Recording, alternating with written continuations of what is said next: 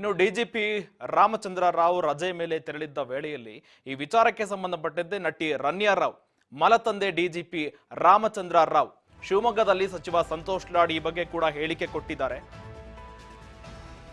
DGP Ramachandra Rao ಅವರು ರಜೆಯಲ್ಲಿದ್ದ ವೇಳೆ ಈಗ ರನ್ಯಾ ರಾವ್ ಪ್ರಕರಣಕ್ಕೆ ಸಂಬಂಧಪಟ್ಟಂತೆ ಸಂತೋಷ್ ಲಾಡ್ ಹೇಳಿಕೆ ಕೊಟ್ಟಿದ್ದಾರೆ. ಶಿವಮೊಗ್ಗದಲ್ಲಿ ಸಚಿವ ಸಂತೋಷ್ ಲಾಡ್ ಹೇಳಿಕೆ ಕೊಟ್ಟಿದ್ದಾರೆ. ಏರ್ಪೋರ್ಟ್ ಅಥಾರಿಟಿ ಇರುವುದು ಕೇಂದ್ರದ ಅಧೀನದಲ್ಲಿ. ಸೀನಿಯರ್ ಆಫೀಸರ್ಗಳು ಭಾಗಿಯಾಗಿದ್ದಾರೆ.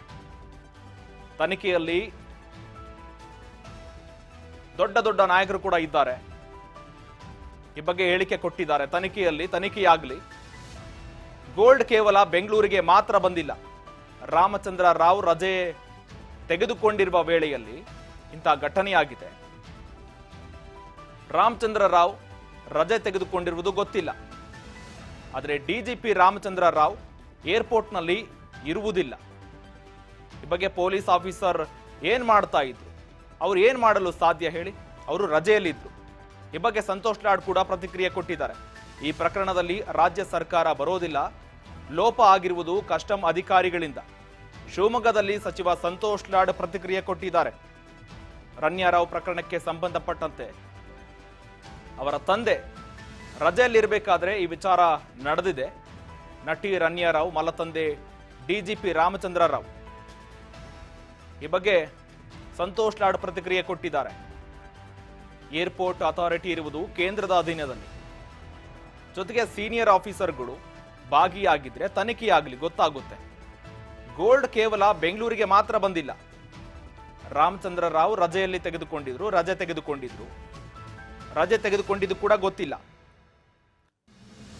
ಇದರಲ್ಲಿ ಸೀನಿಯರ್ ಆಫೀಸರ್ ಕೂಡ ಭಾಗಿಯಾಗಿದ್ರೆ ತನಿಖೆ ಆಗಲಿ ಅಂತ ಕೂಡ ಹೇಳಿಕೆ ಕೊಟ್ಟಿದ್ದಾರೆ. ಡಿಜಿಪಿ ರಾಮಚಂದ್ರ ರಾವ್ ಏರ್ಪೋರ್ಟ್ನಲ್ಲಿ ಇರೋದಿಲ್ಲ.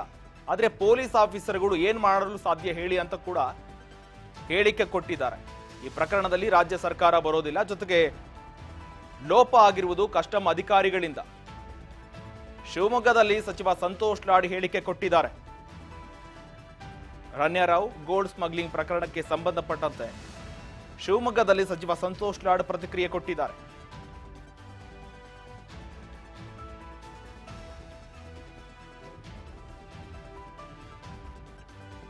ನಟಿ ರನ್ಯಾ ರಾವ್ ಮಲತಂದೆ ಡಿಜಿಪಿ ರಾಮಚಂದ್ರ ರಾವ್ ಈ ಬಗ್ಗೆ ಪ್ರತಿಕ್ರಿಯೆ ಕೊಟ್ಟಿದ್ದಾರೆ ಸಚಿವ ಸಂತೋಷ್ ಲಾಡ್ ಅವರು.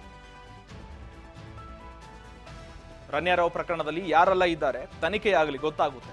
ಆದರೆ ಈ ಪ್ರಕರಣಕ್ಕೆ ಸಂಬಂಧಪಟ್ಟಂತೆ ರಾಜ್ಯ ಸರ್ಕಾರದ ಯಾವ ಕೈವಾಡ ಕೂಡ ಇರೋದಿಲ್ಲ. ರಾಜ್ಯ ಸರ್ಕಾರ ಇದಕ್ಕೆ ಅಧೀನರಾಗಿರೋದಿಲ್ಲ. ಕೇಂದ್ರದ ಅಧೀನದಲ್ಲಿರುತ್ತೆ ಏರ್ಪೋರ್ಟ್. ಕೇಂದ್ರದ ಅಧೀನದಲ್ಲಿರೋದ್ರಿಂದ ಯಾರ್ಯಾರು ಅಧಿಕಾರಿಗಳು ಇದರಲ್ಲಿ ಪಾಲುದಾರರಾಗಿದ್ದಾರೋ ಅದೆಲ್ಲ ಕೂಡ ತನಿಖೆಯಾಗಲಿ, ಗೊತ್ತಾಗುತ್ತೆ. ಅವ್ರ ತಂದೆ ಮಾತ್ರ ಏನ್ ಮಾಡಲು ಸಾಧ್ಯ? ಆದರೆ ತಂದೆಯ ಅಧಿಕಾರ ದುರುಪಯೋಗ ಆಗಿದೆ ಅಂತ ಕೂಡ ತನಿಖೆಯಾಗ್ತಾ ಇದೆ. ಈ ಬಗ್ಗೆ ಸಚಿವ ಸಂತೋಷ್ ಲಾಡ್ ಕೂಡ ಪ್ರತಿಕ್ರಿಯೆ ಕೊಟ್ಟಿದ್ದಾರೆ.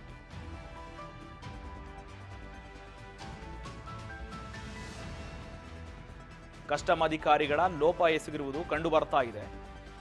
ಹಾಗಾಗಿ ಅವರ ತಂದೆ ಅಧಿಕಾರವನ್ನ ಮಗಳು ದುರುಪಯೋಗ ಮಾಡಿಕೊಂಡಿದ್ದಾರೆ ಅಂತ ಕೂಡ ಕೇಳಿ ಬರ್ತಾ ಇದೆ. ಅದೇ ವಿಚಾರಕ್ಕೆ ಸಂಬಂಧಪಟ್ಟಂತೆ ತನಿಖೆ ಕೂಡ ನಡೀತಾ ಇದೆ. ಆದರೆ ತಂದೆ ರಾಮಚಂದ್ರ ರಾವ್ ರಜೆಯಲ್ಲಿ ಇರಬೇಕಾದ್ರೆ ಇಂತಹ ಘಟನೆ ಆಗಿದೆ. ಆ ತಂದೆ ಮಾತ್ರ ಏನ್ ಮಾಡಲು ಸಾಧ್ಯ? ಕಸ್ಟಮ್ ಅಧಿಕಾರಿಗಳು ಇದರಲ್ಲಿ ಭಾಗಿಯಾಗಿರ್ತಾರೆ. ದೊಡ್ಡ ದೊಡ್ಡ ನಾಯಕರು ಕೂಡ ಇದರಲ್ಲಿ ಭಾಗಿಯಾಗಿರ್ತಾರೆ. ತನಿಖೆ ಆಗಲಿ, ಗೊತ್ತಾಗುತ್ತೆ. ಆದರೆ ಇದು ಏರ್ಪೋರ್ಟ್ ಸಂಬಂಧಪಟ್ಟಿರುವುದು ಕೇಂದ್ರದ ಅಧೀನದಲ್ಲಿ.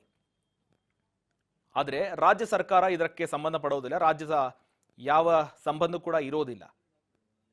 ಕಸ್ಟಮ್ ಅಧಿಕಾರಿಗಳ ಲೋಪ ಇರುತ್ತೆ. ತನಿಖೆ ಆಗಲಿ ಅಂತ ಕೂಡ ಹೇಳಿಕೆ ಕೊಟ್ಟಿದ್ದಾರೆ. ರನ್ಯಾ ಪ್ರಕರಣದಲ್ಲಿ ಡಿಜಿಪಿ ರಾಮಚಂದ್ರ ರಾವ್ ಕಡ್ಡಾಯ ರಜೆ ಮೇಲೆ ಸಾಕಷ್ಟು ಅನುಮಾನ ಕಡೆ ಮಾಡಿಕೊಂಡಿರೋದು ಯಾಕೆ ಸರ್? ಈಗ ಇನ್ವೆಸ್ಟಿಗೇಷನ್ ನಡೀತಾ ಇದೆ ಅಲ್ರಿ. ಈಗ ಅದೇ ನಾನು ಹೇಳ್ತಾ ಇದ್ದೇನೆ, ಪದೇ ಪದೇ ಇದೇನು ಸ್ಮಗ್ಲಿಂಗ್ ಆಗಿದೆ, ಸ್ಮಗ್ಲಿಂಗ್ ಆಗಿರ್ತಕ್ಕಂಥದ್ದು ನಾವು ನೋಡಿದ್ರೆ ಈ ಅಥಾರಿಟಿ ಏನಿದೆ, ಏರ್ಪೋರ್ಟ್ ಅಥಾರಿಟಿ ಆಗಿರಲಿ, ಪೋರ್ಟ್ ಅಥಾರಿಟಿ ಇರ್ತಕ್ಕಂಥದ್ದು ಕೇಂದ್ರ ಸರ್ಕಾರದಲ್ಲಿ.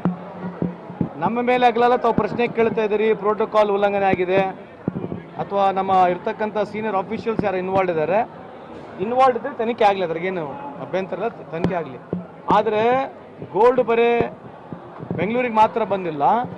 ಸರ್ವೆ ರಿಪೋರ್ಟ್ ಪ್ರಕಾರ ಭಾರತ ದೇಶದಲ್ಲಿ ಬಾಂಬೆ ನಂಬರ್ 1 ಸ್ಥಾನದಲ್ಲಿದೆ. ಮಹಾರಾಷ್ಟ್ರ ಗೋಲ್ಡ್ ಸ್ಮಗ್ಲಿಂಗ್ನಲ್ಲಿ ನಂಬರ್ 1 ಸ್ಥಾನದಲ್ಲಿದೆ. ನಂದೇನಾಗಿರ್ತಕ್ಕಂಥ ಒತ್ತಡ ಅಂತಂದರೆ ಇದು ಒಂದು ಪ್ರಕರಣ ಬಿಟ್ಟರೆ ಇಡೀ ಭಾರತ ದೇಶದಲ್ಲಿ ಯಾವ ಪೋರ್ಟ್ನಲ್ಲಿ ಯಾವ ಏರ್ಪೋರ್ಟ್ನಲ್ಲಿ ಎಷ್ಟು ಗೋಲ್ಡ್ ಬಂದಿದೆ ಅಂತ ತಾವು ಅಂದಾಜು ಮಾಡಿ ನೋಡಬೇಕು.